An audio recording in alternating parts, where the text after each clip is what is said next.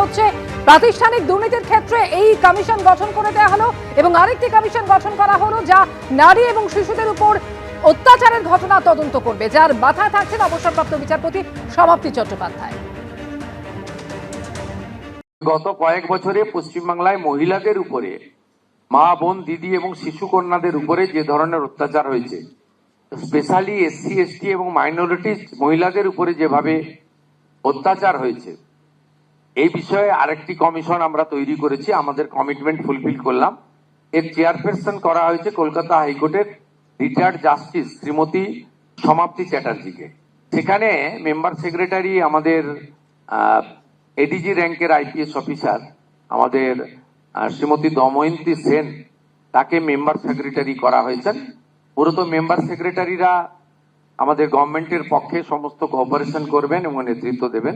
পুরনো pending GD বা FIR যেগুলো পড়ে আছে সেগুলো কালেক্ট করবেন।